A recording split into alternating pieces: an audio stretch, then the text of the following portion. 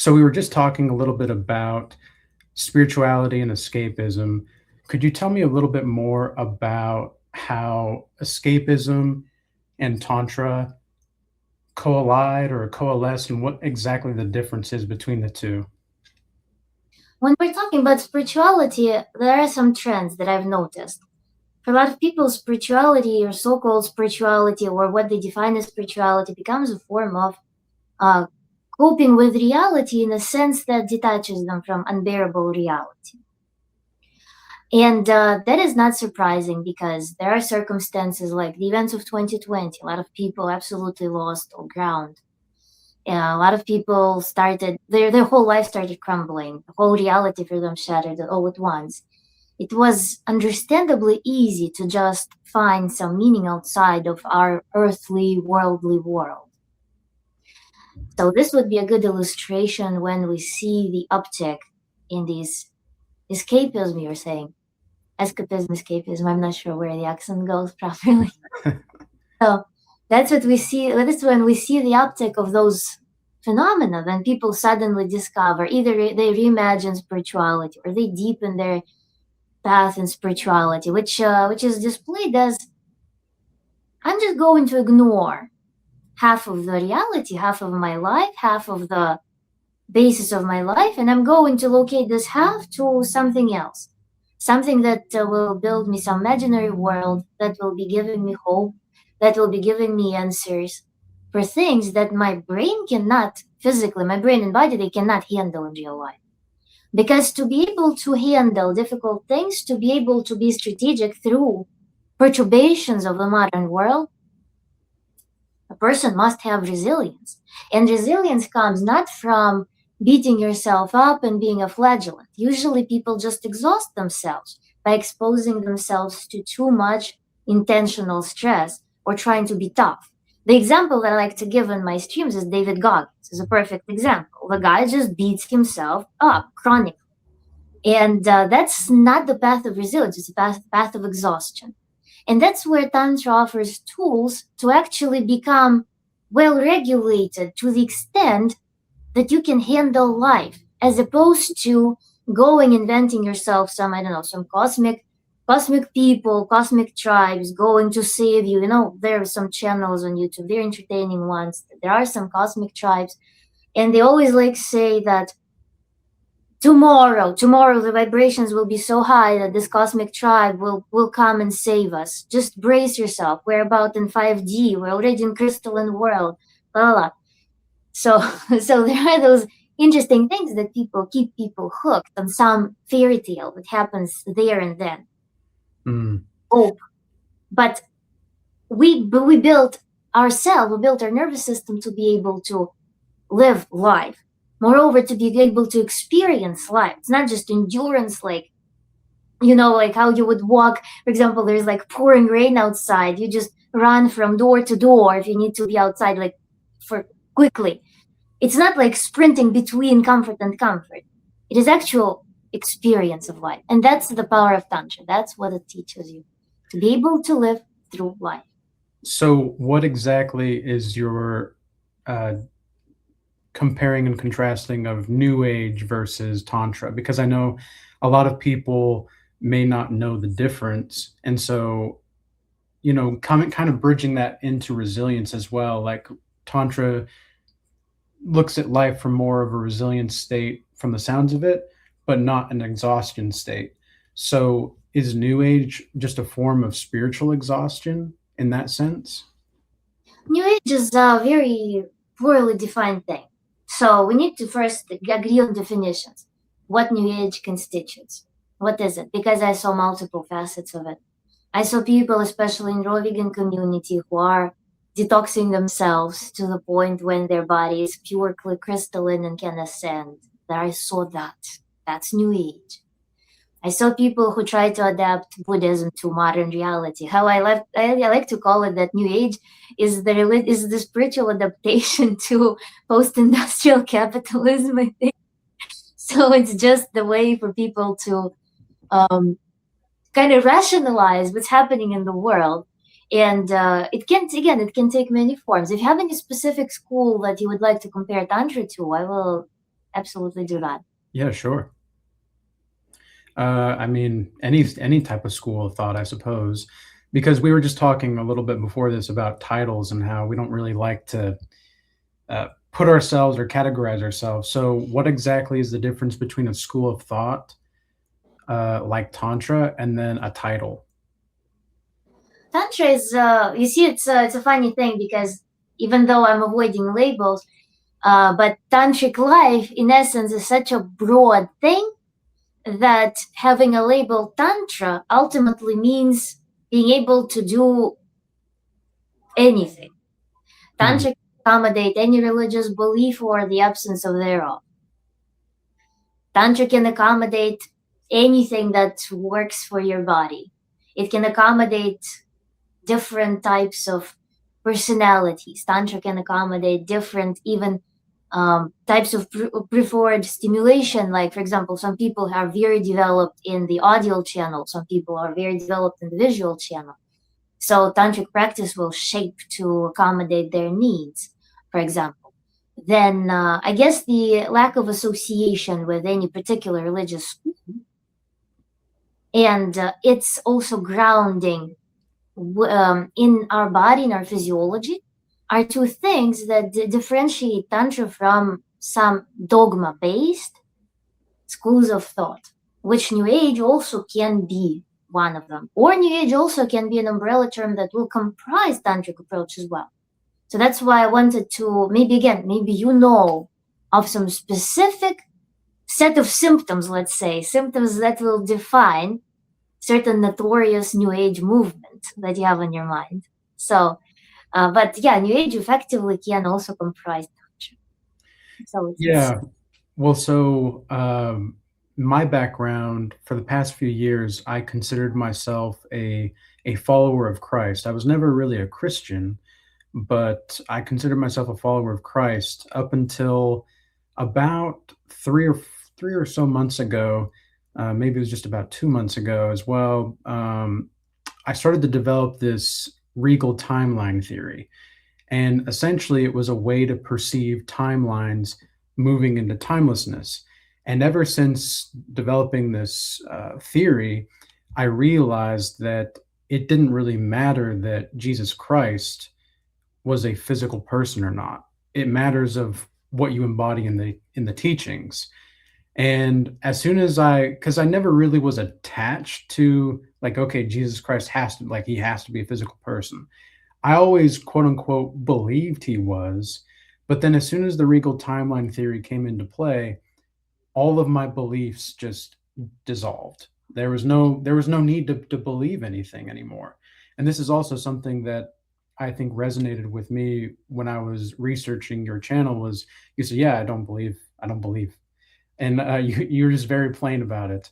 And that was exactly what I was going through. It was very synchronistic, where I was just like, yeah, I don't need to believe anything anymore. I can either verify something or I can't. And in that verification, I'll be able to establish the truth because the truth is going to be able to be perceived from multiple angles and verified from multiple angles.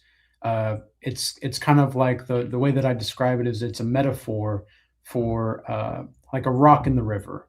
So mhm. a rock in the river, you might see the rock and you might see, okay, well, there's moss on this side and maybe it looks kind of flat. But then on my side of the river, and my side, your side, of course, but on my side of the river, it looks round and there's no moss. Well, who's right? Well, it depends on your perspective and depends on what data points you have. And so I think the symptoms with New Age, for example, comparatively to religions in general, because I think this is what a lot of religionists have, like I don't think people recognize the true fallaciousness, you could say, of religion and how religion really does poison the I call them thought algorithms of the mind. And so when you are looking at something like New Age, for example, I would say the symptoms are this over glorification of the self, and not the self as an archetype, the self as an ego. they look at the ego as a thing to like, well, I deserve everything. They see it as entitlement rather than abundance. So that's one thing that I would recommend as far as like looking into the symptoms, I suppose, for not just um, not just like my audience, but in general, I suppose. So there's like the overglorification of the ego, and then there's also the sense of entitlement, and there's also this sense of dissolution to the point of where, how do I describe it exactly? It's it's this obscurity, this total obscurity of thought that has no grounding. Whereas with Tantra, for example, it seems like there's a grounding there. And one of the reasons I wanted to talk to you was because I don't know too much about Tantra, at least as much as I'd like to know. And so I want to learn more about the grounding and how you said Tantra can kind of be like this umbrella for everything and every facet and way of life. So yeah, I suppose those are the symptoms, and those are some things that we can list down and dissect further. That sounds very good. Actually, you mentioned, I wrote them down. Why did I write C? Yes. So, sometimes I have cross-language glitches. So, self-centered, entitlement, obscurity of thought. When you started talking about the ego and self-centered nature of it, I actually had pretty bright encounter in recent past of that specific thing. When person, yes, can discover through New Age, they can discover the grandeur of themselves, that they're the source and the magnet of everything, and the ultimate strength and the ultimate deserving, and everything is in abundance and so on. But then the difference between that and I want to take liberty and introduce my personal project, Human Renaissance, that uses tantric tools, but in the core of Human Renaissance is the concept of creativity. And creativity for me is, and leadership, creativity and leadership are tied to giving. So when I think about ego and digging that, dissecting this ego, studying yourself, trying to find your boundaries and so on and so forth, they may be useful milestones on the way of achieving this freedom, creative freedom, because in the achievement of creative freedom, I found perhaps the biggest answer, the biggest satisfaction in my life. It has always been my guiding star. But when I start talking to people, when I start observing, and when I analyze myself, what were the barriers? What were the barriers all along? It was always something in the ego and entitlement to something. And entitlement is oftentimes, the more person undergoes, the more so-called scars they develop, the more victim scenarios they've gone through, the higher the temptation to live in that entitlement. And it is for like asking for the world to recoup everything that you go through, for example. And that's my first part of my personal story as well. And when I realized how debilitating, how limiting that is, it coincided with my work, with my tantric work myself, when I just started practicing it through when I was taking the course, when I was doing all the homeworks. It was one of the revelations that came naturally with that work, that I am indeed living my life expecting that someone will come and do something for me. And thus I never reveal my potential. That's why, and that's also a vice that I see in religions that regard God as parental figure, not as a creator that through which you can unlock your creative potential. But when it's a parent, when there is this parent-child relationship with divine realm, let's call it this way, and when there is attitude of victimhood, the entitled one, that's when you cannot step on your potential, because like somewhere in the back of your mind, you think that everything will be given to me, but you forget about the means that will get you there. Everything in the real world is done through investment of physical energy, calories in, calories out. And if you want to actually feel that rush, that creative freedom and strength, these two things are two things that you need to work through first.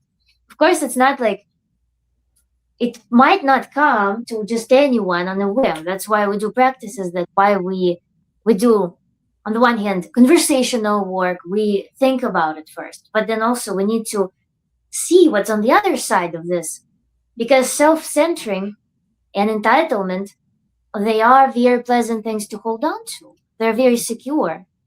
Because, like as I said, when you watch some YouTube and there's some channel that says that the cosmic tribe is about to come and rescue you guys, what are you going to do? You're just going to sit there raising your vibrations. Mhm. But what Tantra does is that if you want to get something done, if you want to change your life, if you want to kind of move somewhere towards life that you envision as desirable for yourself, Tantra gives you tools to empower you. Second, to be able to be strong enough to ditch the attachments to the identity, to self-entitlement, to expectations from others, to in general, like detach yourself, like ungrab your hand from the neck of someone who you think you will suck that vital power, permission to do things. You first build this resource, and then you can roam free. So the therapeutic part of Tantra here, the preparational part of Tantra, is actually to find resource inside that will allow a person to get rid of these defenses, to get rid of these things that support them. Mm. So that's those are the distinguishing things. There's no dissolution of self, but if you watch my streams, perhaps you will notice sometimes even like some trolls in the comments will be like, you think you are this and this, you think that you can talk, you think that you can do. And I'm like, I don't have a concept of that. I just don't have a concept of that. I'm not dwelling on this. Mm-hmm. I don't have a concept of myself. I want to do something and I open myself to creatorship. I'm opening myself to leadership. That's where my attention, my energy goes. It's given to me to conduct, to give it, to give it, to give it, as opposed to just dwell on it, analyze it, like reflect on it, and so on. Yeah, well, that's an interesting point about the creativity and the giving, because I don't think any real form of creativity is actually, let's say, true until it's observed, because we live in what I call an observable based reality. And so the way that I see this is, especially with the timelines, is that this is a mathematical construct, highly sophisticated, and it shouldn't be so precise, and yet it is. There are mathematical things such as Zeno's paradox. I'm not sure if you're familiar with Zeno's paradox, but that's something that this life in of itself is a paradox. But through the channel of giving and creativity, you transcend the paradox. And could you describe the ways in which Tantra kind of helps you transcend the paradox? Like, what are the resources that Tantra provides and has to offer so that you can understand how to actually live from that place of abundance and creativity then? So the first is it's so funny because the first thing is fix nutrition, fix your sleep, Yep. go out, touch the grass, be mobile, be active. So first, this always starts with the body. That's why I love Tantra as well, because there's no amount of therapy that can help a person who's chronically malnourished. Mm. Not gonna work. So in Tantra, we start with the body. And we continue this entanglement between body and self, because your body is what's producing everything. Your body is what converts this energy. Your brain is part of your body. Your mind is part of your body. Your psyche is part of your body. So we need to get the biochemistry, like the crude biochemistry, first fixed. We need to optimize. So that's number zero. That's step number zero. Then we start introducing practices that can be custom. For example, whatever lack, whatever problem the person brings, whatever dysfunction they share with Tantra coach or Tantra therapist, we need to design the custom plan of how we're going to address that. Because usually there is a very prominent pain that person will bring that blocks them from accessing their creativity. But the paradox is that sometimes you fix something in their relationships, because relationships, for example, will be giving them the biggest pain, it will be the biggest source of dissatisfaction, the most strongest thing that draws their attention, draws their vital powers. They understand something through custom tantric practices in their relationship realm, and suddenly they awaken, discover in their psyche, they discover a persona that is capable suddenly of dealing with business. So we seemingly work on one facet of life because that's where the pain is. But through that pain, we're able to access and find an antidote persona, antidote resource, find a resource in the person that allows them to suddenly go in all directions.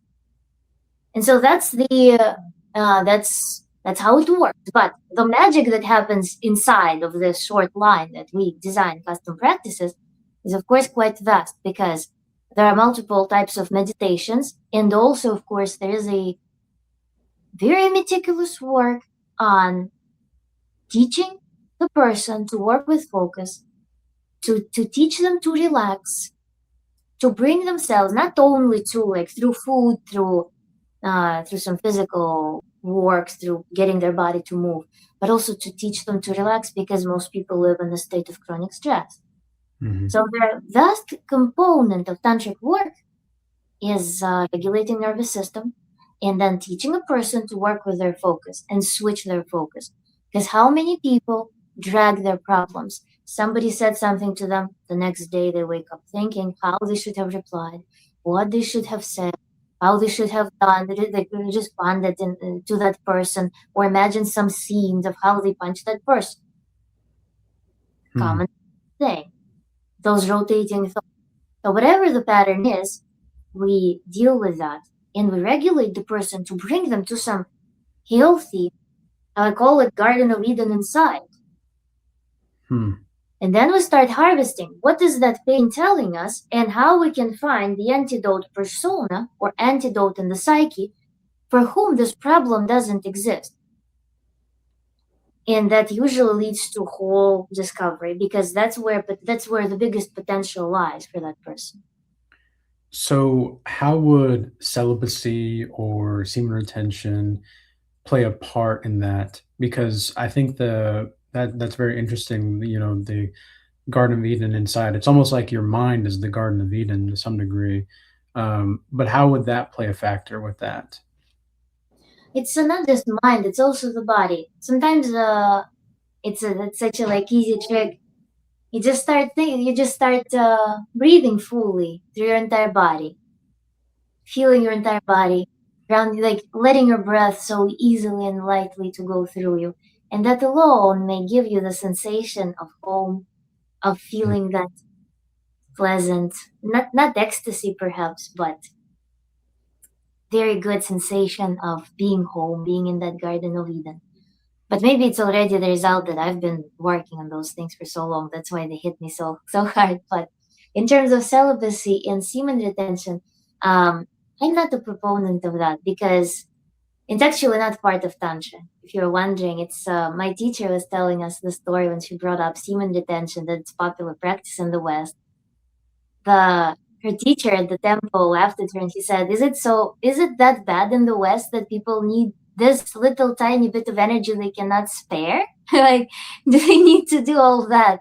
They cannot share their semen with their loved one in the sexual act. So they were laughing at that, because for them, you see, we are not focusing on retaining anything in Tantra. It's not squeeze and control just everything. It is learn to be so, like, how to say, have such a good transmission that you can pass a lot of energy, you can accept a lot of energy, and you can be very efficient at using it, channel it to pleasure, live a joy forward life.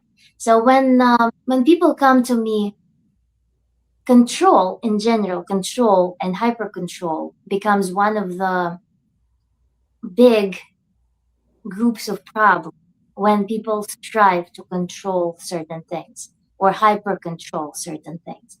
And we need to investigate it in every case. What are other things that this person brings along with the desire to control certain things? Mm. So it may have different facets. Well, that's a very interesting, like you just kind of opened a door in my mind for a second because even just the word retention, like, ooh, I have to retain, it's operating on a place of scarcity Yeah. just through the words. So the way, so let's see. So Tantra is about more of that expansiveness and, that giving quality while also accepting. Um, So celibacy is it like frowned upon in tantra, or what exactly is the relationship with that? By celibacy, do you mean avoiding any kind of social activity or restraining yourself? Involuntary celibacy also exists. Or people I would say sometimes they have different priorities in life. So voluntarily being sexually abstinent. voluntarily being sexually abstinent, again, usually it will come with conflicts of other things. Mhm. And there's no, we need to investigate it.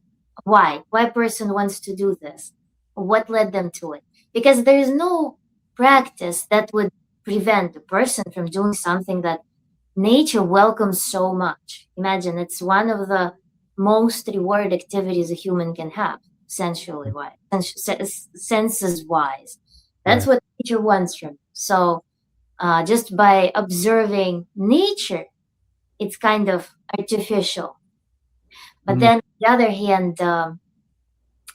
there could be possibly some practice. I know there are schools of thoughts where you sublimate sexual energy. What was surprising to me, I used to do this a lot when I was doing Kundalini meditations back in the day. Um, I was kind of feeling like my energy was rising up towards the mental, towards creative. At the same time, it was absolutely terrible for me in terms of my intimate life. I was not able to put it back. In Tantra, one of the practices that happens somewhere probably in the middle of the course of work is when we learn to actually blend the creative energy, the higher energy, the um, like socially, let's say, socially acceptable kind of energy, and this type of giving, and also sexual energy. So there are practices that blend them in such that you don't need to choose. You can access them playfully whenever you want them. So they stop being a contradiction. They stop being in juxtaposition. And again, we're removing the scarcity because sexual activity, when it's healthy, is a very restful, at the same time, very recharging, regenerating, pleasurable activity that can show you the joy of life. The problems, I think, begin in celibacy, the demand for celibacy begins when there are some concepts about sexuality or some trauma associated with sexuality or some tension, something perhaps happened that led a person to think that withdrawal from that activity, withdrawal from that thing would be healthier for me. So somewhere deep inside, I suspect that there is some idea about that. I haven't worked with people who practice celibacy voluntarily yet. So if you have any case studies, we can analyze them because that would be interesting to dig a little bit deeper. What led the person to that conclusion that I will put a block on one area of my life and one area of my self-expression, and kind of it's like, to me it feels like oh, close there. mhm. And like what is happening there, what preceded that? I mean, we could use me as a case study. Well, but I'm curious to hear more about what you mean though when you said that you had that more creative flow and energy, but you couldn't like put it back and give it back. What do you mean by that? i had um I had an event in my life in my early 20s, my personal life, and that that relationship left such interesting trace because intimacy was always something quite natural for me. But through was my second relationship in which it happened. I started regarding myself. Basically, I realized recently that I started trading my sexuality for love or for acceptance, and that trend moved on. Even after I already was in very good relationships, very safe relationships, my body remembered that. So Mm. without my awareness, like very like clear awareness, I felt like I had a block. But I kind of, because I was so creatively active and at the same time very agitated, it felt like I was just channeling this energy. Perhaps it was probably just like too much living in my head, how they say. Mm. Maybe it was just I don't know. I felt like it just moved up from the solar plexus. I felt like I was channeling it to communicate with the world more. But it was absolutely a devastating experience for my other part, my other half. Because again, it was part of my sexuality was always part of my identity. But it severely changed, it significantly changed to the degree in which sexual activity started being associated with anxiety. I started having like, my body would lock up. And Mm. before I even could rationalize, before I even can think about anything, before I could understand what's happening, my body already felt this anxiety. It would be locked up. And that resulted in having muscle tension everywhere, very painful periods. It resulted in so many like things, and most importantly, anxiety revolving around sex. That Mhm. when I was doing tantric exercises, I remember even having resistance. I had this polarity. I remember talking to the teacher about it, and I said that, okay, I feel like I have this good sexuality, and I have this different sexuality that I should hide, that I should repress. And she's like, why? Why repress? Why hide? What is that about? And that's what made me think about that. Indeed, I have now an observer sitting in my head. So I cannot be intimate with anyone really, because there are always like three of us. There's my partner, myself, and the judge that Mm. is always there, that is preventing me from actually being able to access my sexuality to begin with. And so I could cave in, of course, and I could just be celibate. And for example, I could find, as a form of escape, I could find some school of thought that would teach me that, for example, Vedic school of thought, which praises abstinence. I could find that school of thought that would tell me that you're doing everything right. You're on the right path. All of this energy, this filthy energy, goes straight into our spiritual force and stuff like that. But I couldn't do that because I knew that my body wants certain things. I just have a barrier that is built, as I now understand, built by traumatic response. So this is why I have this like a shutter almost somewhere in my body that prevents me from accessing that region, that prevents me from accessing that area that has a lot of concepts around it. If I was so happy to discover that trinity that always exists, partner, myself, and the judge, it's Mm. like it feels like this. So there is like partner, me, and some thorn that doesn't allow things to happen fluidly. And then it creates a bunch of problems because, I mean, you go for it, and every time you retrain your body that there is trauma because it's discomfortable, because you feel like you're forcing something upon yourself. And learning to choose my body, learning to hear my body was one of the biggest gifts. I even bought myself flowers when I discovered that, when I started work on undoing that, because I wanted to just honor that process. I wanted to Mm. celebrate it. It was one of the best days in my recent life when I actually went and heard my body. Like, what do you want? How should I Mm. treat you? Can I be forward with? Can I do something for you?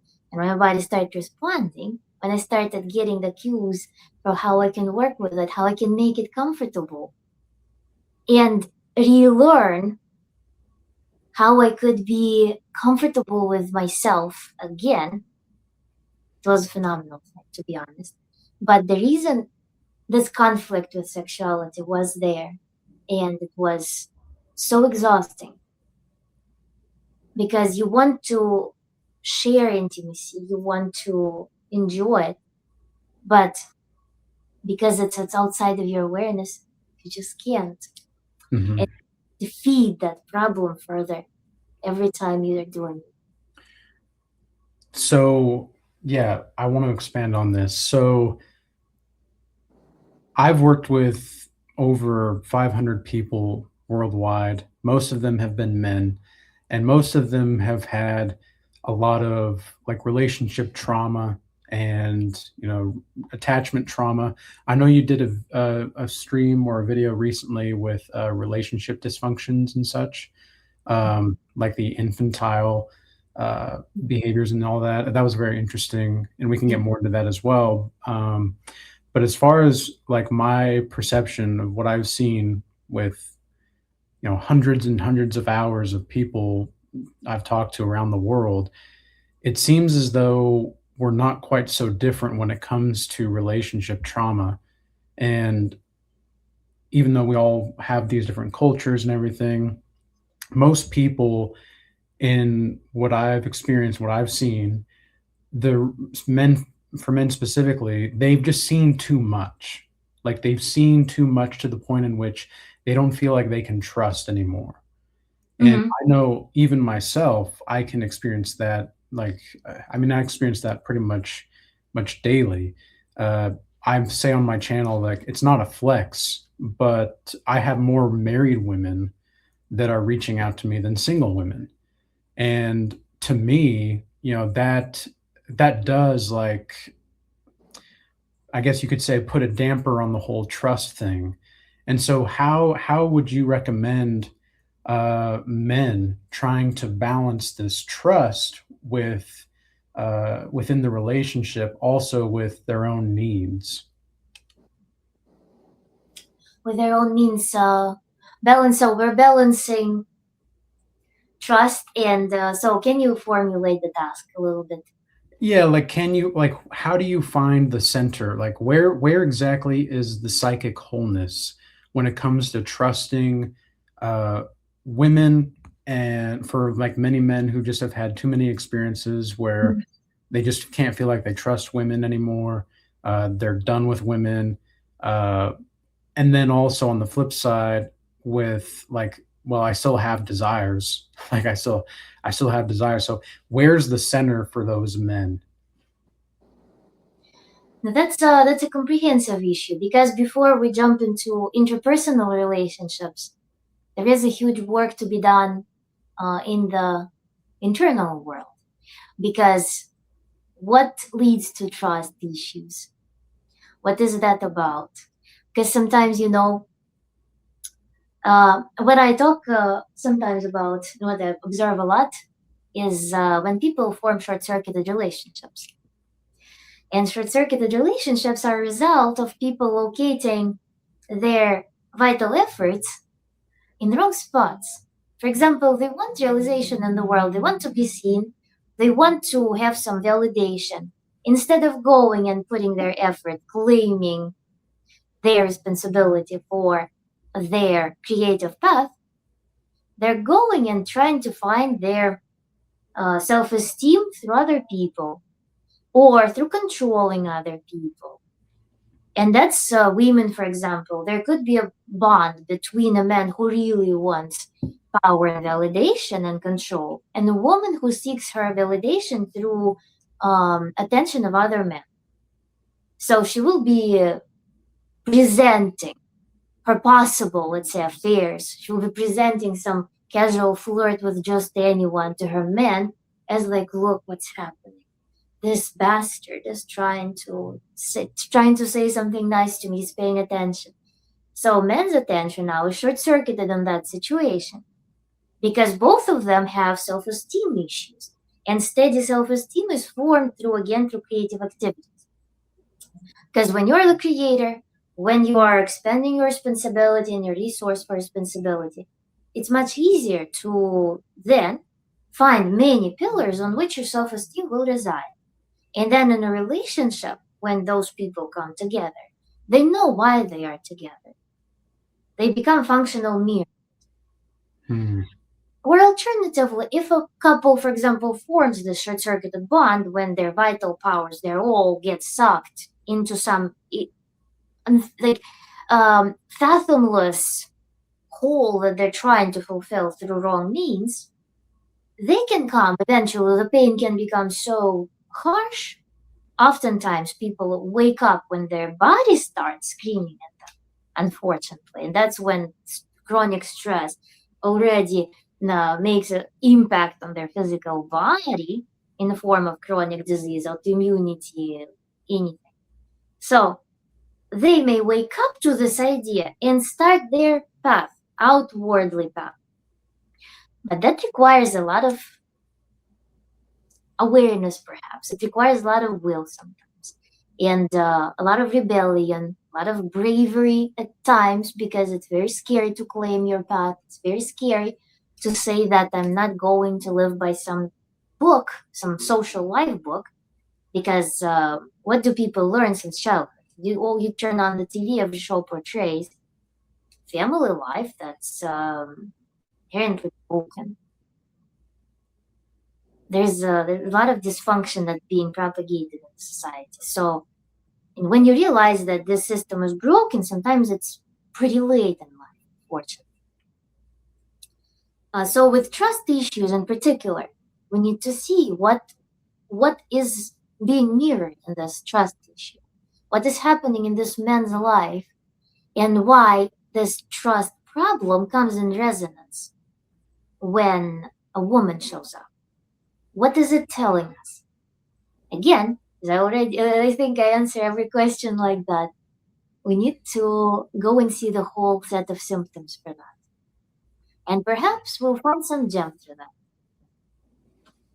Yeah, it seems like it's a very, like in everything that I've seen, it's really, although there are general symptoms that people experience or thought algorithms that people go through in certain modes of being, it really is like a case by case basis when it comes to actually helping the individual, because it's such an individual process. Like, yeah, there are general archetypal viewpoints that you can take, and just the ways of viewing the world and all that, but until you get down to the nitty gritty of what's going on with the individual, the challenge really is how do you progress from there.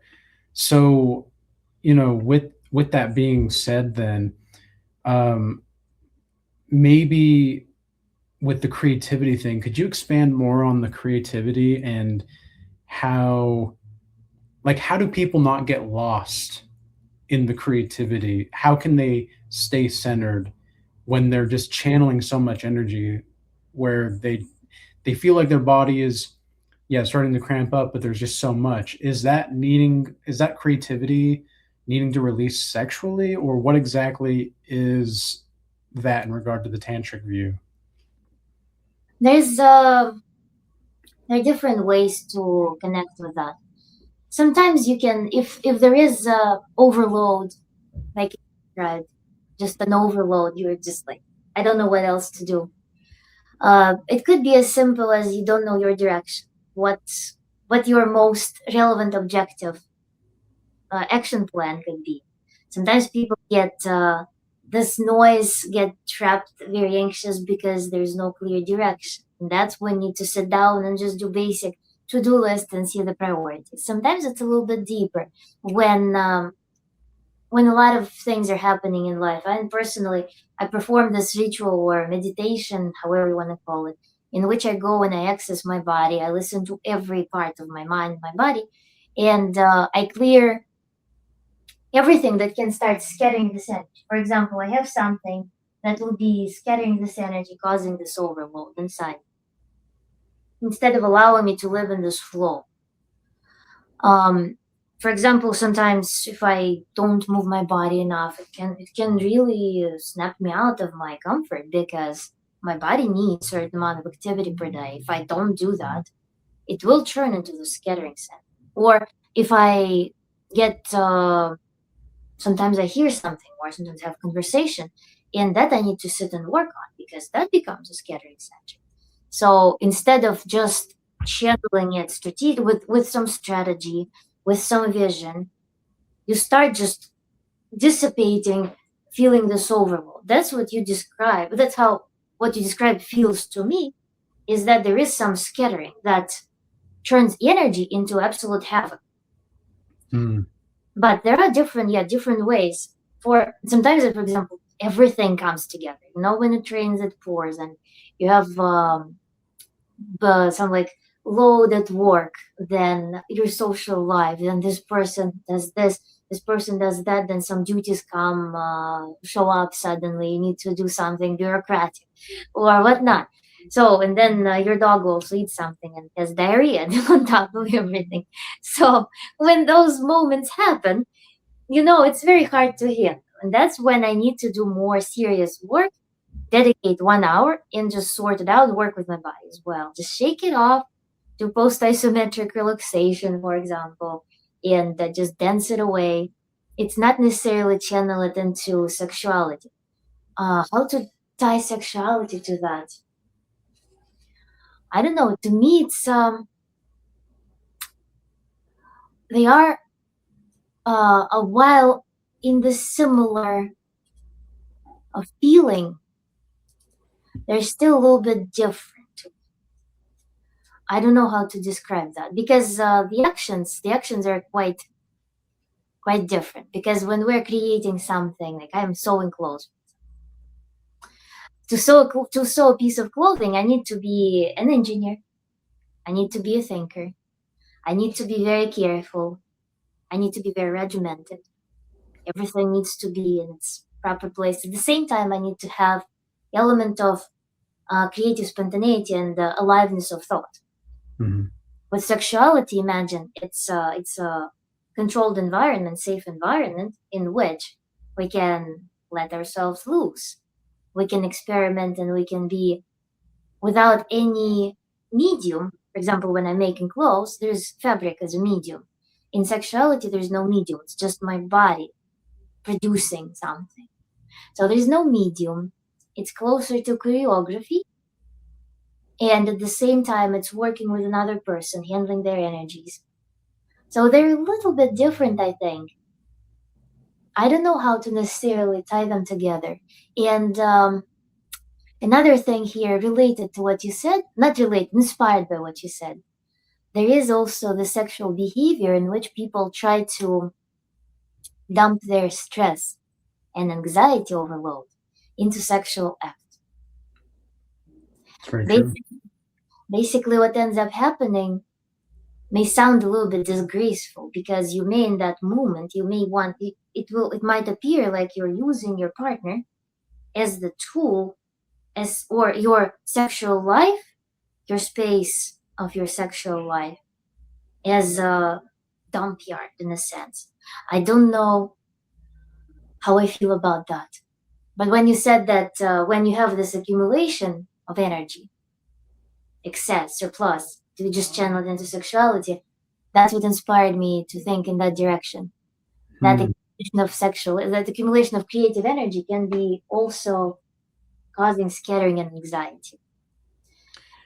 So Yeah, well, I mean, I've had men tell me that they felt like a masturbation tool for their romantic spouse, and it's kind of bizarre to hear that, but also, it's also it makes sense, especially when you look at the individual, of course, because again, as we were talking about, it's a very individual by individual basis.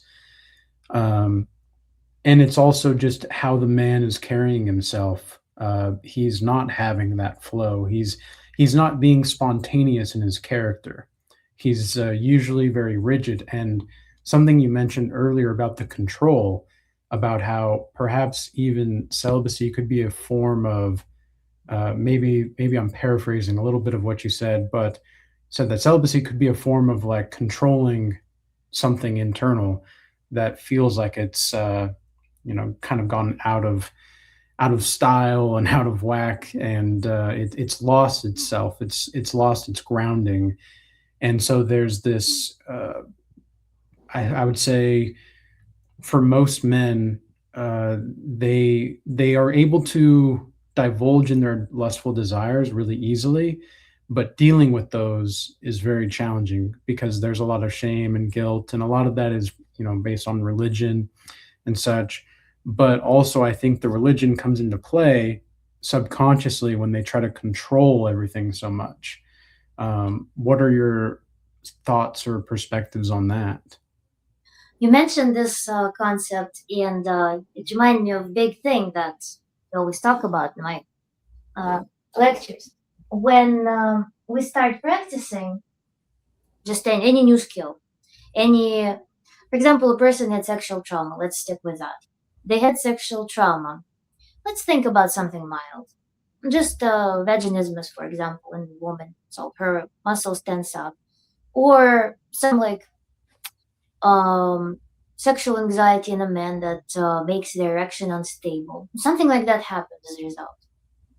So when we start practicing the skill of actually embracing, reconnecting with your sexuality that is now anchored with a lot of shame, with pain, with sense of your dysfunction, with sense of your inability to do something all of a sudden.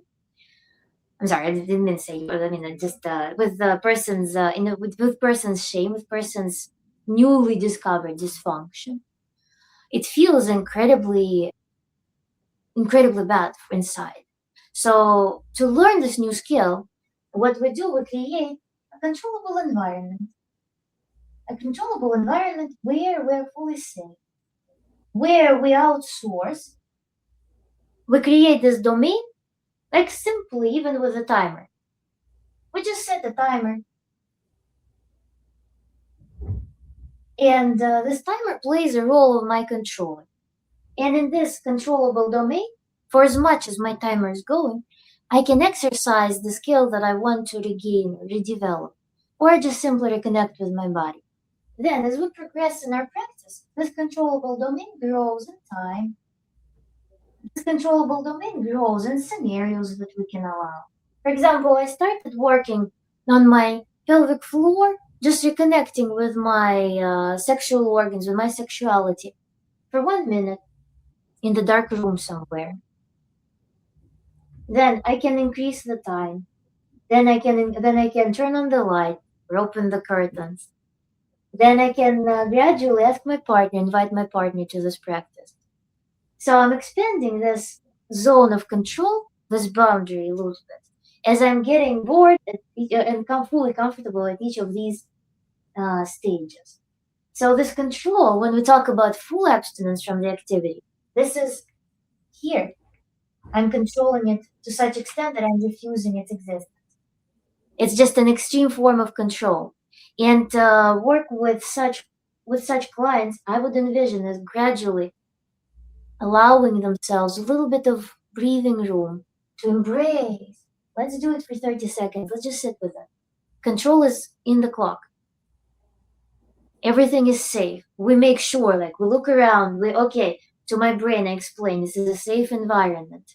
If I live with someone, I tell them for the next 30 seconds, I don't exist. Please stay in the room. Give precise instructions to your surroundings such that you can fully tap into that thing, reintroduce yourself to it. Because when there is sexual trauma, it's point of such a shame,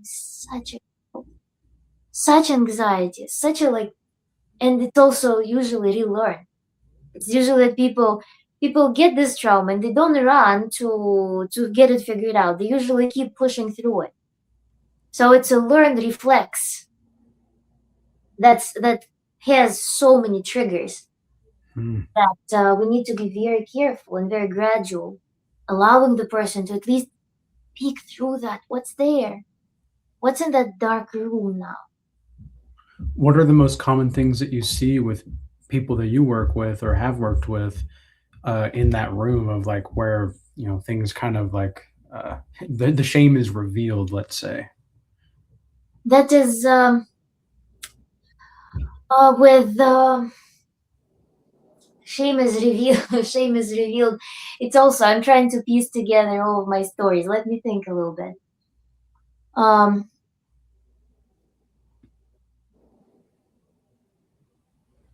it's a hard spot to think about because unfortunately there is so much pain involving sexuality, and my clients they had experiences from being pulled to an abortion clinic and then taken advantage of over and over again, to a person who is being infantilized,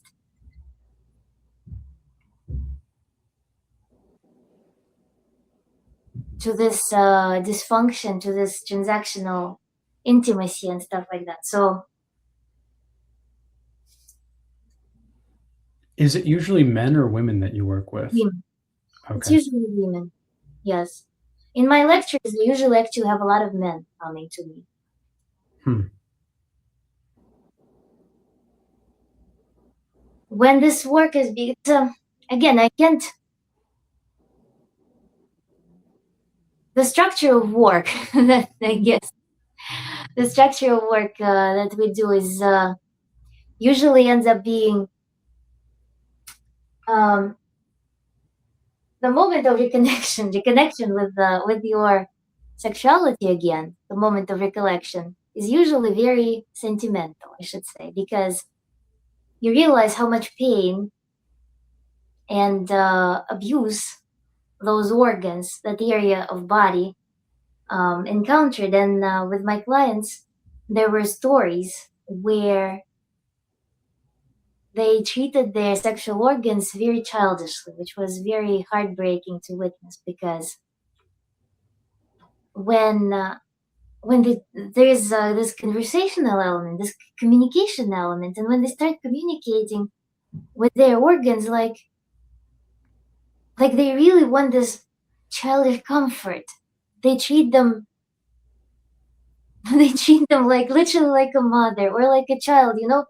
It feels like a child in the rain who's with their puppy trying to explain their puppy why they're not home, why they're not in comfort. That's how it feels. Sometimes it's that. Sometimes it's not like pussy power, or or superhero energies altogether. Sometimes it's just this. It's just, you're all right. Be calm. I'm here with you. That's how it goes. Is that what is You, that like? What is the like cause of that effect that you've seen usually? the in general, I mean, everybody remains a child, and when a person is being hurt, it's usually their childish part that's being hurt that they're not able to defend. And in Mhm. sexuality, it's no different. Our sexuality shapes throughout our entire life, and its core is shaped in the early childhood when we're going through phases of wanting ourselves with our body. So the fact that sexuality is something that adults exercise, it's only partial truth because sexuality is rooted in our relationships with our body all along through the child. And when there are developmental problems that happen throughout a person's lives that lead to infantile trauma, remembering from that lecture, that come from that infantile trauma, then that lead to infantile trauma. That's when something very deep and very innocent is being hurt, because there and then they were not able to stand for their boundaries. There and then they were not able to deflect the aggression.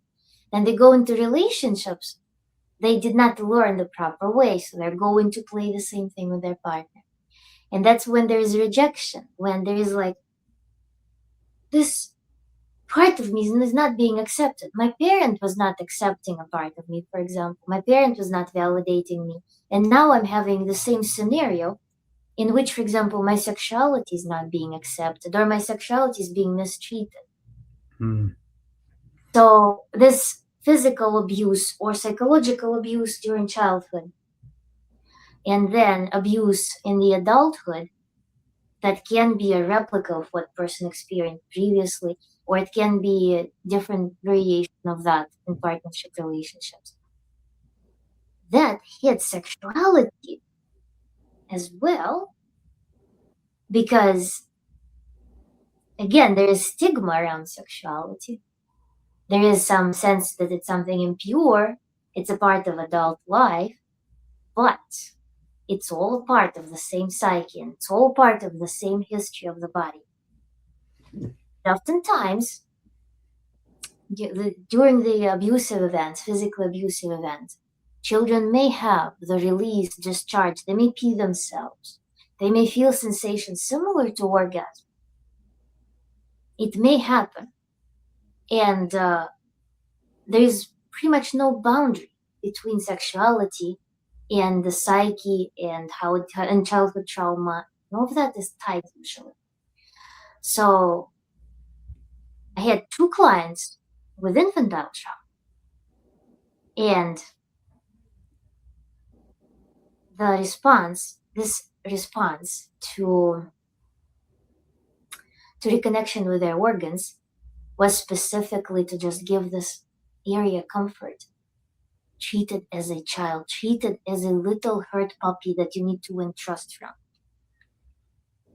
And I am very curious how it would play with men, how men would respond to that. Because in tantric tools, yes, we deal with that through imagery that's symbolism that's unique to everyone. But we had some case study examples that men usually envision something very powerful, strong. Women envision something like a flower, like a shell, as a symbol for their sexuality or sexual organs. But when I went to practice, it's a crying child, crying over their pain. Well, that's very powerful imagery.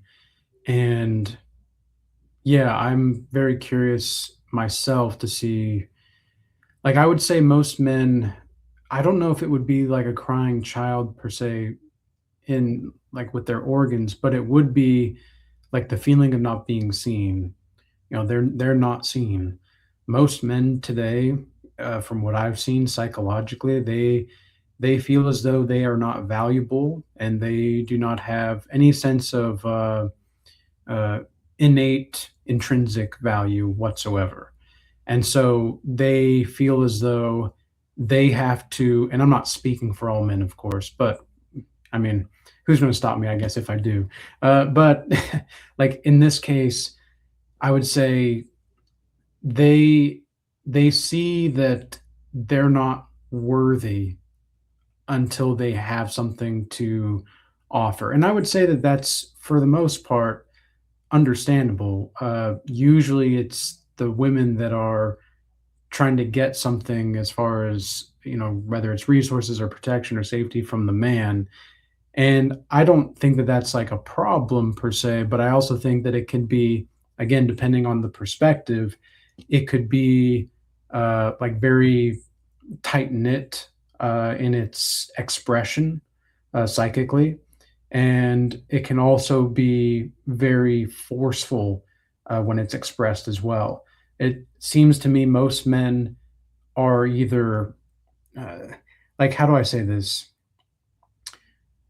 They don't realize that they're healers because they're so traumatized. And so it takes a lot of this, like being invisible type of trauma to realize that they are healers and that they are capable of being their own physicians. It just takes some acceptance of their relationship to their mother or their father, of course, depending on what the person is. But yeah, I would say most of the clients that I have, they deal with not being seen or just being used primarily. Mm-hmm. That's one of the things that also falling back to Tantra. That was something that I've discovered as well through practicing that I was not myself giving my partner that sense of being, because I never felt like there is space between us. And that's a paradox, because remember the concept of short-circuited relationships. When there is transaction, when there is satisfaction of some things by means of each other, some insatiable things by means of each other. And once I performed this practice that showed me that I had half of myself was not potentiated. I felt like I was not myself giving resource to my partner. I was not giving resource to my relationship. And that's what made me feel so heavy in relationships. So whenever I would form a comfortable bond with someone, it would be a problem that I feel like I cannot move on as effectively in my business. Mm-hmm. I cannot feel like I'm satisfied. I'm always trying to look in some external world, again, trying to find some saving force that will make my problems disappear. And I realized that when I myself grew this part, I suddenly was able to look at my partner as a human. Hmm. And that felt like now we have a garden between us. There is this beautiful garden that we're raising where we can enter. But there is you and there's me.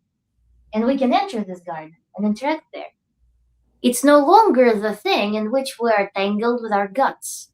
It's not when I am like, you know how there are those colorful cacti that they implant on top of green cacti?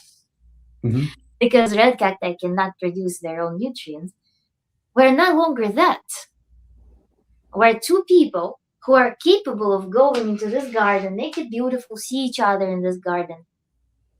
And now the conflict between us is conflict between us. It's not the conflict inside of us. It's not the conflict that causes this blood going in everywhere. Mm-hmm. That's one of the powerful things. And that moment when you see your partner for the first time, that's quite an experience. And that comes from feeling your internal strength. Because when we come again from some social expectations, when we come to relationships in the transactional fashion, when we just settle in the relationship, form a short-circuited bond and we settle this relationship, now men knows their blueprint is that they need to provide and they need to come home and their woman does some ABC, whatever they agree upon. And that turns into this transactional cohabitation. Relationships in general, they leave the chat.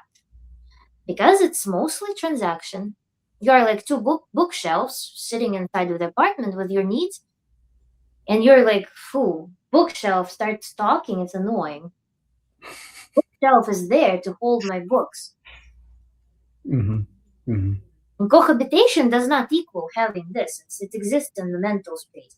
And so when we, for example, surrender half or 90% or 100% of our entirety to the relationships, when we cut it out and throw it in a bloody bucket and wait for something to come in response to that, instead of taking that treasure that we hold and bringing it to multiple areas of life, live expansively, satisfy ourselves, all our talents, all our needs in the external world, know what we're doing, where we're going with that treasure. No, instead, we're just cutting it out, throwing in a bloody bucket, and telling our partner, no, recuperate all of that. You owe me. And your partner does the same. How can you beat this bloody bucket? The partner is doing the same. They need to cut down, do the sacrifice, this massacre sacrifice. They throw their half in this bloody bucket. How do you beat that? Two people are without big chunk of their resource, without big chunk of their vital satisfaction, are sitting there and expecting something from each other. Where is sex, romance, joy? ecstasy, pleasure, development in that. Where? Why are we in relationship? That's the next reasonable next question. There are flies flying above this bloody bucket now. It's all, and you're living in like 30% of your potential in life. Mm. Well, so in Tantra, then, what is the healthy relationship dynamic between a male and a female? Healthy relationship dynamic. I mean, it will be depending on the request. But first of all, male and female must become human and human. Human and human in the sense that they are capable of providing most of the things for themselves. And there are practices that are, masculine, feminine work. When a person defines for themselves, we have this practice, my ideal lover. Through that practice, we're defining the portrait of that lover, and work with Tantra coach goes as we need to distill this list to find full authenticity, not like what your mom wants, not what society wants, what you want in that part. And then we do this interesting work. It's meditation in which you are first person, and then you step out and you become the observer. And then you go back to the first person. So we do these visualization things to understand who will match that person. And you create the portrait, the persona that will match this ideal lover. And you start finding in your site, you start finding resource, bring it up. But then the practice doesn't end there. From this practice, we also extract things that you expect your partner to be doing for you, that you can do yourself. Want a caring partner? Do you care for yourself, or do you stay up till 3 a.m.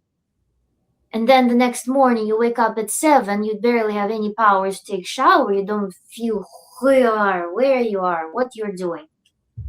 Care for yourself, how to care for yourself. Let's design this list of actions that you want. Mm-hmm. Then you want attention to yourself.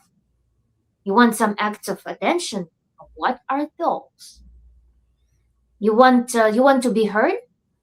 Okay, hear yourself. What do you need? If you listen, you will hear so much. And you don't need a partner for that. Learn this yourself first. So these things, they build your autonomy. And so when female and male, they become humans, they can find a way to enjoy each other, I bet. Well, I like what you said about it's a human to human. That's all. It's like the alchemical union that takes place in each individual, because it seems to me that there can't really be a relationship unless there's an individualized man and an individualized woman who recognize that it's just their humanness that in which they can come together to be the one. And it seems to me also that in that dynamic, there would not really be these social, I don't want to call them social constructs, but, well, what would you define them as? Like, where the man is supposed to go to work and the woman is supposed to stay at home, like, what would you define those as? Cultural constructs, social constructs? What do you think? Genetic constructs? Behavioral prescriptions. I don't know anything. Behavioral prescriptions? Okay. So in Tantra, are there any behavioral prescriptions at all? No, there's none. I mean, imagine, you're born with set of talents. Your genetics, your environment growing up, they give you skills, they give you talents, they give you inclinations, they give you temperament. And if, for example, somebody tells a girl who is very talented, who's very capable, somebody tells that girl that, no, you need to shut yourself down, you need to learn to cook, and so on and so forth. Now that's going to be a catastrophe, because there is a potential that wants to be exercised. There is no natural calling for this person to be exercised.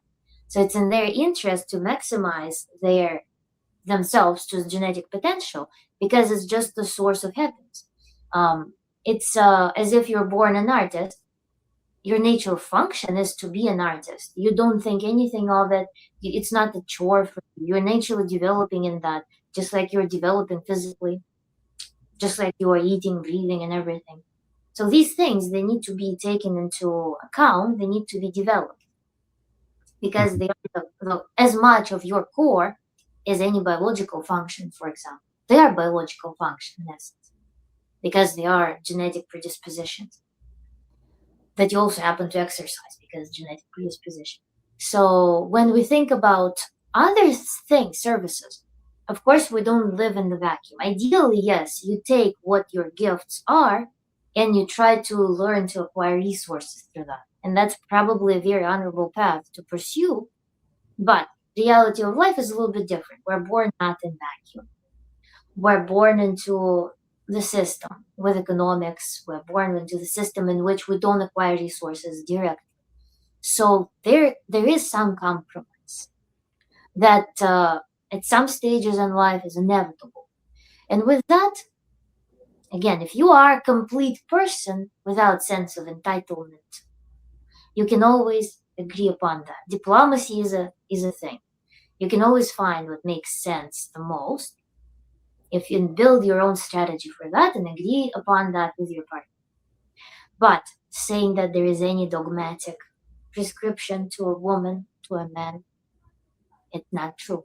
It doesn't exist in tantric teaching because everyone is different, everyone has their talents, and everyone has their starting conditions as well. Yeah, that makes sense. I want to be respectful of your time. How much more time do you have? We have 2 hours, right, total? Yeah. Oh, okay. Great. So then, in regard to that, I'm thinking about how you mentioned the system and how we kind of live in this system. And this is actually something that you touched on in, I don't remember which live stream, but in my research on your work, you were touching on how you live in the system, but you have to you have to realize how to live within the system while also not living within the system. Uh, could you expand more on that? Yeah, sure. This the whole concept is assumed contracts. You go to work, you have a contract. There's a contract that lists directly and unambiguously what your duties are, how much you're going to be rewarded. Your management communicates to you if there are any changes, and you can agree or disagree with them. These are explicit contracts. You get citizenship of a country. This is the constitution. These are the laws that I need to obey. These are written contracts.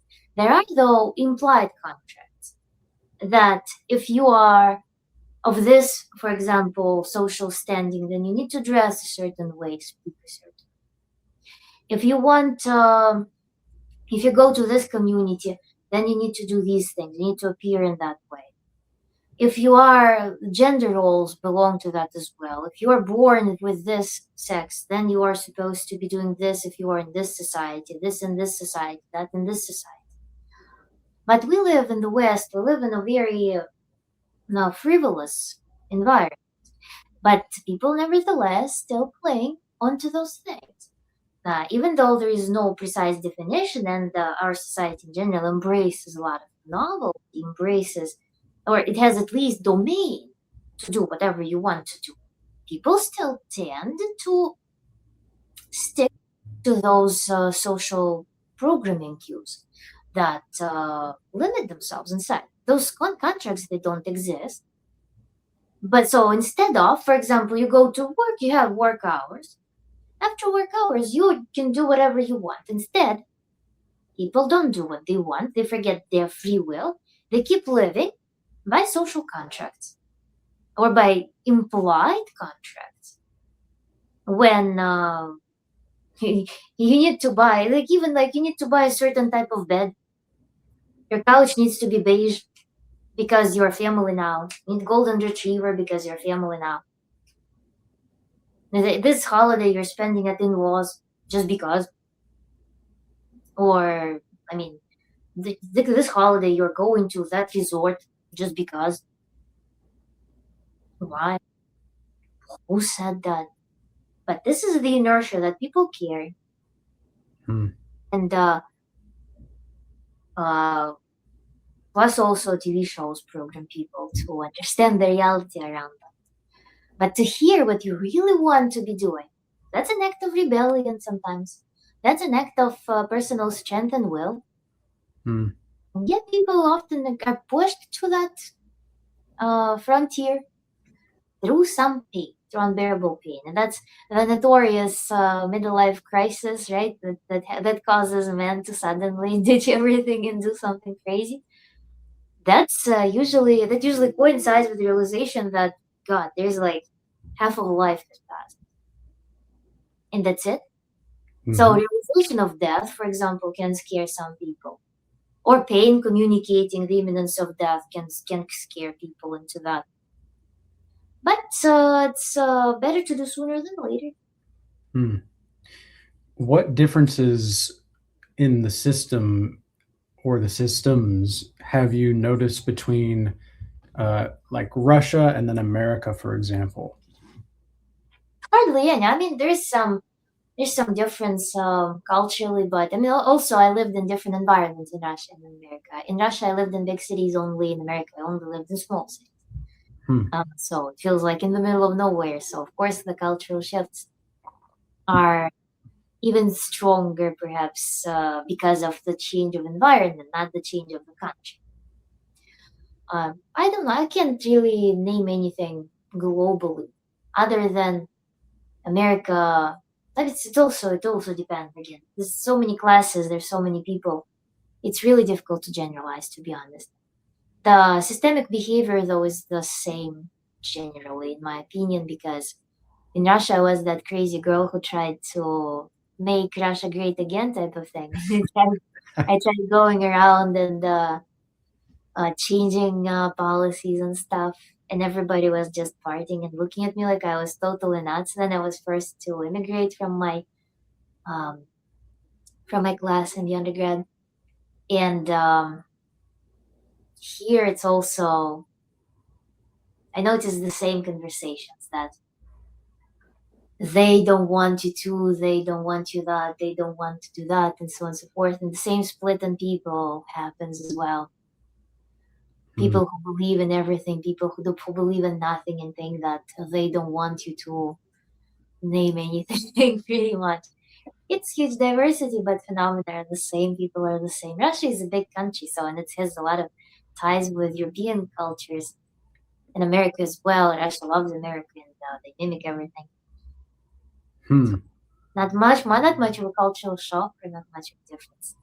That's interesting. I guess I didn't really have any expectations, but I'm just kind of pleasantly interested to hear that because yeah, Russia's always been very fascinating to me, and I've always really liked studying the history of Russia, specifically with the gulags and such. That was very a fascinating time, and just learning about everything that happened between the Bolshevik Revolution and all that. So it's just interesting to hear.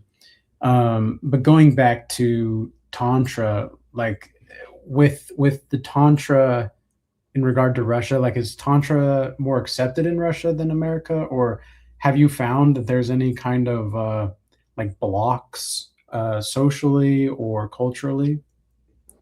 There's a recent phenomenon in Russia is blending of Christian Orthodox church and the government. So they tried prohibiting a lot of the things, but Tantra never actually made it into the list. I Hmm. actually studied Tantra from Russian teacher because she was advised to me by my therapist some years ago. So that was something that we were. It's actually when I was taking the course, everybody was worried that Tantra would be prohibited for further teaching in Russia, but they kind of dodged that. But socially, the diversity exists and it's pretty vast as well. The whole nature of such businesses in general, they come from the West and they spread. They were very welcome in Russia, in all post-Soviet republics. So you would probably be surprised with how many different directions of self-help and not self-help, but also helping professions, consulting exists in Russia. You would be absolutely amused Hmm. with that. But at the same time, it doesn't negate the stigma that exists around certain school of thought as well. And another phenomenon that existed in the 90s when everything started falling apart, they used Tantra as, as a decoy name for for saunas in the 90s. Basically, it was events in which people bring a bunch of prostitutes and then people could go there, and it was called Tantra, tantric sauna.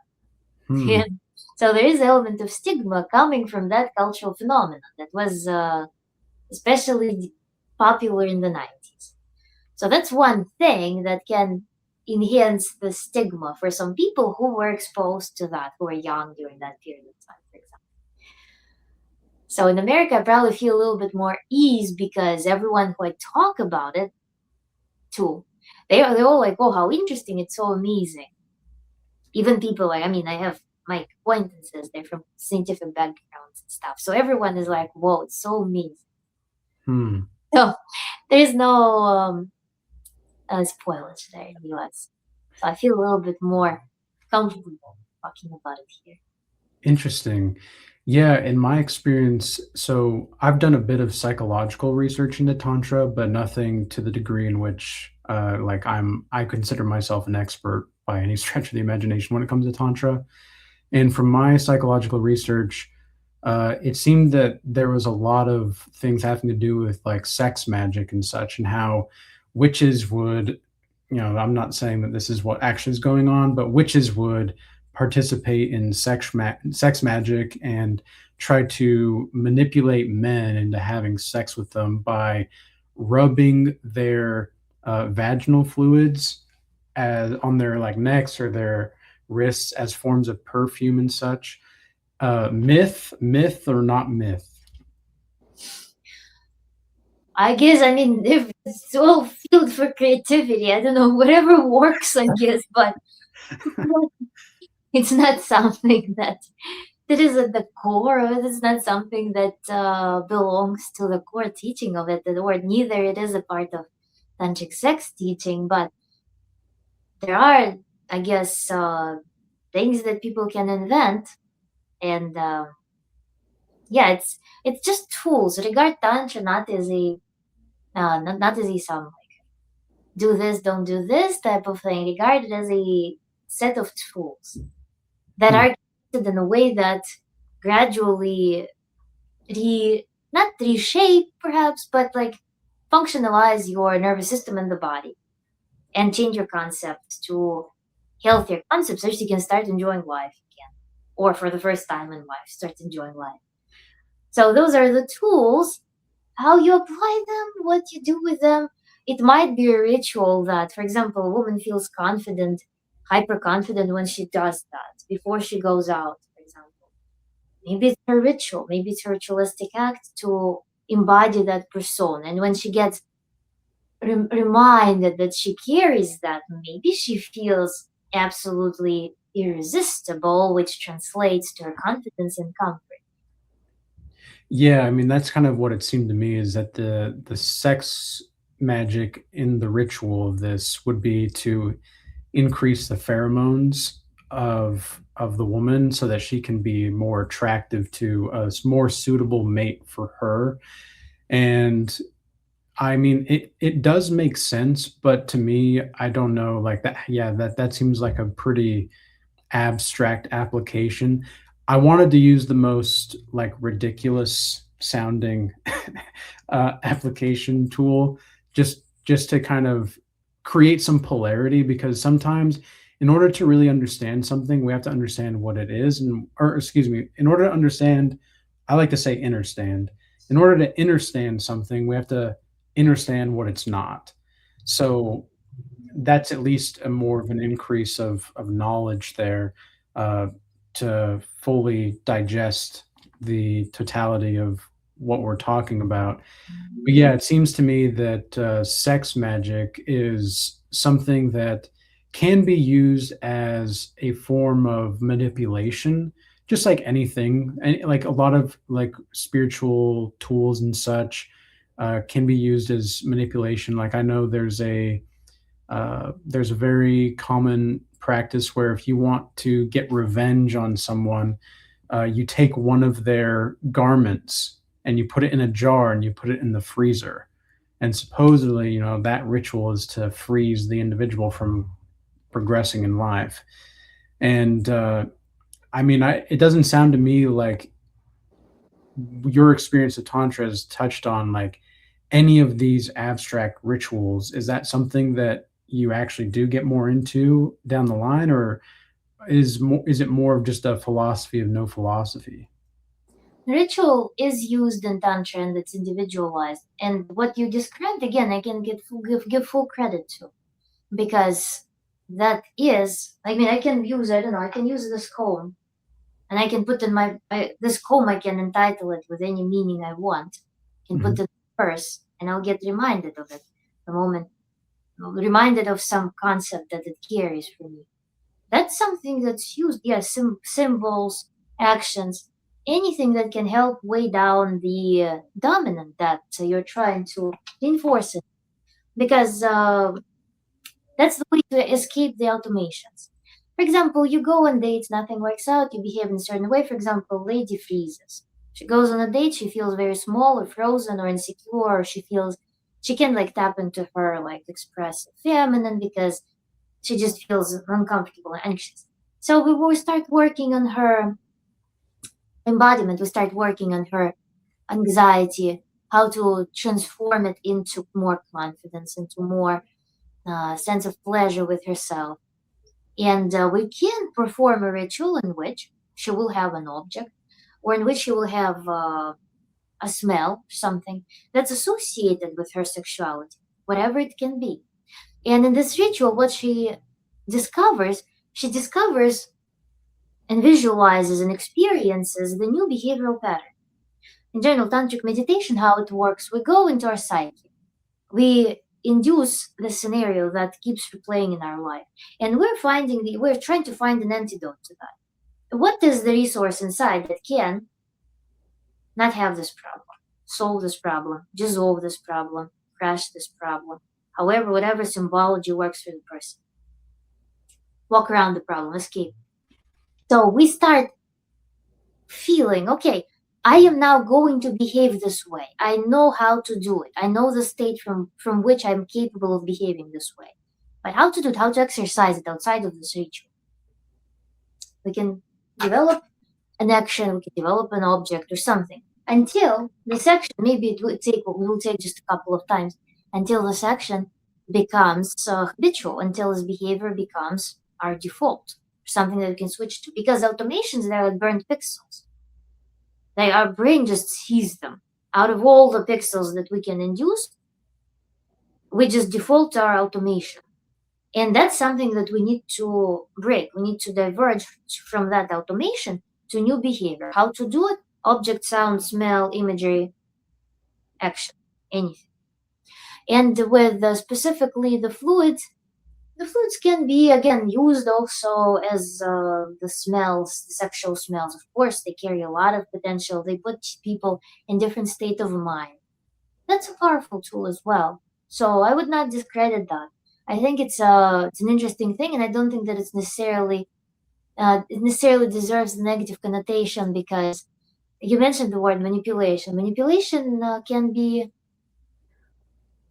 anytime you are actually sparking desire in someone can be treated as manipulation because without direct communication that I want you to desire me, Yeah. you did something that made them desire you. So manipulation can have a whole spectrum of connotations from very highly positive when you enable the space, this garden, for example, through something that you don't directly communicate to something deeply negative and destructive when you create whole systems, ill systems where every participant suffers.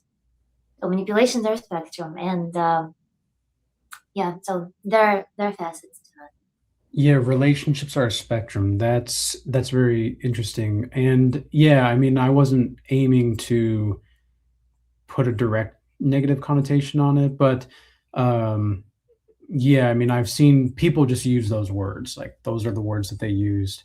Um, Yeah, it's so good. I understand. Just want to yeah, clarify that, such that yeah, also broadening the horizon, because there are those things that are commonly associated with specifically negative meaning. That's what I want, because we're making this video not just for ourselves, but also for other people right. who want to hear that. Yeah, well, and that's very important because, and that's one of the reasons I bring it up is because there's going to be, I think, a lot of people in my audience that they hear the word tantra and they kind of like, and they'll kind of, I don't know about this.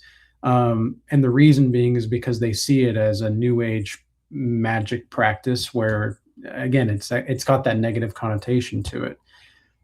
Because I've had this channel for over 3 years, and up until the last few months, I was primarily focused on, providing a path to Christ, right? And now it's not like I'm steering away from that. I'm not rejecting or denying Christ. It's just more of like, why worry about what God is when you can just focus on your relationship to what I call the soul of existence. And so if you can just focus on your relationship and be a trusted participant in the relationship to God, to the soul of existence, whatever you want to call it, then it's just about embodying whatever teachings. And if they're going to do well for you, if not. So for example, like the sex magic, these people may be adverse to this kind of topic, but they also, very many people will be open to it, at least hearing you out, right? Because you don't come across as a crazy person. In fact, you're very methodical and you're very structured. And that's something that I think a lot of people that have heard the word tantra in like the Christian community, let's say, or just any religious community, they're not usually used to that. Like even when I talk about shamanism, for example, I'm not sure how familiar you are with shamanism, but when I talk about shamanism, even people like, okay, like this guy, the trolls, as you mentioned, earlier, the trolls in the comments will come up, and so it's just about being mindful of bringing these things to awareness so that we can reformulate how this is perceived, right? Because it's that rock in the river. We all can agree there's a rock, but how we're looking at it, yeah, that's going to be different. But you might have some perspectives that someone in my audience that maybe needs to hear this doesn't have. And so Mhm. now those data points are coming in and it's like, oh, wait a second, well, now something clicked. But yeah, I think that that's really important to clarify as well, because especially when it comes to tantra meditation, right? Like, is it like transcendental meditation, or what exactly is the difference between tantra meditation and other forms of meditation? Tantra meditation teaches you a skill. So that's basically YouTube, a lot of them. Some of them are very body oriented, some of them are just to calm you down. Some powerful thing that guide you to do them daily as like as a form of fitness, and they train your brain and they train you to relax. Also, skill set is developed. Some practices are again personalized, in which you are training the behavioral skills. When you immerse yourself in the metaphysical understanding of certain situations, because imagine you are somewhere in the crowd. Your psyche, if you try to paint your feelings of that crowd, you may end up having a cartoon of, I don't know, buzzing bees or whatever it can be, or flooding water, like whirlpools of water. That's how your psyche may interpret being in the crowd, those feelings. For example, a person is in the sea and they're trying to stay afloat. So in the metaphysical space or psychophysical space, the perception of situations will take on its own form. So when we're doing tantric meditation, we are immersing, like when meditation is performed with a guide, I do this guided meditation, which where the person, I call them, I ask them to induce a situation in their mind, describe it to me. So we have this feedback meditation in which we're both meditating in the same space, how we mentioned. And so we walk through that. So for them, they immerse themselves in the most clear feeling of the situation that bothers them. Depicted not as like, oh, people around me and like everyone is talking about something. No, it's a symbol that their psyche understands through very physical, through very like natural, like very body focused ways. So it's a psychophysical thing because it's a blend of how I am, what's my psychological size in this situation? How does my psyche perceive me being in that situation in terms of my body being in it? So it's like complex of sensory things combined with your understanding of them. So, and then we start changing this cartoon because again, it exists in our psyche, it's cartoon, there are no physical laws of inert world. We can do anything we want. And we find the behavioral patterns in self-perception, physical, sensory, psychological self-perception inside of that meditation that for whom this problem doesn't exist. And at that moment, we exit that meditation. And the person brings their awareness to the world in that state. And they can see how the actual world now feels. So we make this bridge. That's the sequence that we perform. So they bring, from this meditation, they bring the new behavioral pattern into the actual world in the end. And they can start exercising. And moreover, tantric meditation is so well digestible and so bright. It becomes an incredibly vivid experience for the psyche. And this is why you hardly need anything memorized, anything forced upon. The moment you experience, you cannot unexperience it. And so there are different sequences, different principles of those meditations that we can employ. Some of them are standard, some of them are custom.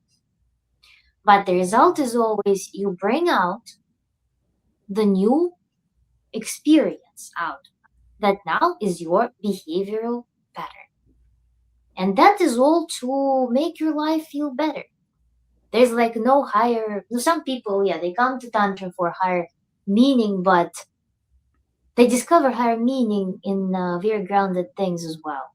Because you can have spiritual experience. So what people think is spiritual experience by indulging in an apple, sitting with the sun shining and you squinting, experiencing this ultimate joy of life. It can be equally ecstatic to certain experiences that people describe as religious revelations. But you just condition yourself, you train the skill of joy, you train the skill of pleasure. How it works through different means. Yeah, training the skill of joy and pleasure through different means. It's very interesting way to phrase it. Well, Nastya, is there anything else that you'd like to discuss before we start to wrap up? And I feel like it feels pretty well rounded at this point. I think we can summarize if you want what we discussed so far, such that maybe we'll see some side tangent comes along. But it was pretty coherent conversation, I feel like. So, we were able to go a lot of different directions, and that's exactly what I thought was probably going to happen. So I'm pleased with that. And where can people find you also, by the way? rawformoflife.com is my website, and on Instagram and YouTube, same Raw Form of Life everywhere. Awesome. So. Cool. Well, go ahead and check out Nastya on those channels and such. And then also, just as a quick summary then, I mean, I would kind of just say like the real summary, at least from my perspective, maybe we can both share our own summaries and close out. Okay. So my summary then would be Tantra seems to me as a technique of self-discovery in the form of accepting joy and pleasure. That's kind of what it seems like to me. And I think that that would be probably something that resonates with most of my audience specifically, and I'm sure your audience as well. Um, that would kind of be like a brief, yeah, brief 50,000 foot overview on my part. What about yours? Yeah, it's to me the analogy of how before tantra. Let's bring it now from before and after Okay. perspective. Before tantra, you come, you live in the world. It's like a cold, squeezing tunnel upon you, dark, and it feels like the walls are just pushing on you, and you don't know what to do, and you cannot endure it anymore. About to burst at that point, or maybe you feel emptiness. You feel like nothing has meaning, and you're trying to grab anything in that environment, any meaning, anything. You can be fed with anything that promises you any meaning in life, or any general promise that something will be better, or maybe relationships that don't work. Maybe it's something very practical that you just keep stumbling upon, and feeling like a failure in some critical area of your life. When you go through tantric teaching, you start feeling life as, like, first of all, you start feeling yourself in the now, because life only exists in the now. And being able to have resource and possibility, the skill to be here in the now and feel alive, is one thing that you will learn. So a lot of the superficial concepts, they just shed from that skill level. And then, yeah, cultivating joy and pleasure, because it's a skill. Just as you exercised stress for the past 30 years of your life, just as much you can exercise joy or work, just as much. It's just a skill. You learn to enjoy life right now in the moment. Ecstasy, feeling of connection with life force, life pulse, seeing this ever pulsating, powerful life around you is so amazing. And you can breathe it in and out, and you can go interact with it. And then enter your creatorship, because now you can pass the energy freely. You will feel like a surfer on the waves instead of a person trying to, like, swim in those waves. As a surfer, you're having fun, you can pivot, you can do a lot of things and be with the wind, as opposed to being consumed, feeling consumed by this mass of chaotic waters in which you don't see the horizon. Now you have clarity, you have sense of joy, you have ability to tap into your now with this ecstatic feeling of this Garden of Eden inside of you. And then the result that it has on other areas of life is so phenomenal, because relationships suddenly become infused with ease.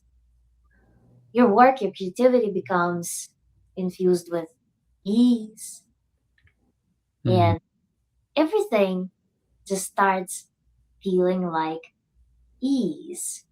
Even though, of course, you may have struggle, everybody has struggle, but you start solving the problems as opposed to holding on to things out of Hmm. anxiety. So that's the process, and before and after that I can name. That's great. That's fantastic. Yeah, it's a real transformation. Well, and h- real quick then, when did you get into tantra? Like, it sounds like that was almost like a before and after for you as well, like what you experienced. It's hard to say, because I mean tantra it was actually, there probably was an anniversary recent. So yeah, there's the formal certification that I Mhm. have, formal training.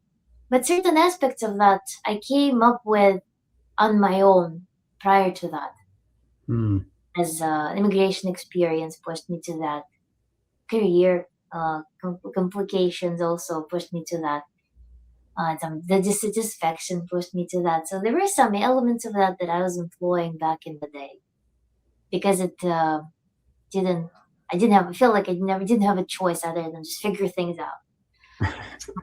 Yep. I've been on this path overall for probably 10 years, but the formal and the most effective work happened about a year ago. So, but Hmm. it's still happening, because those tools that you get through Tantra, I mean, it's vast to sort. It may seem from a surface, I have a video, 13 Steps of Tantra. It seems like, 13 Steps of Tantra, I guess it's a 2-week long project. No, it's not a 2-week project. It's tools that you're always going to be using. So, Mhm. but in life never stops challenging you. Life never stops giving you some things to develop upon.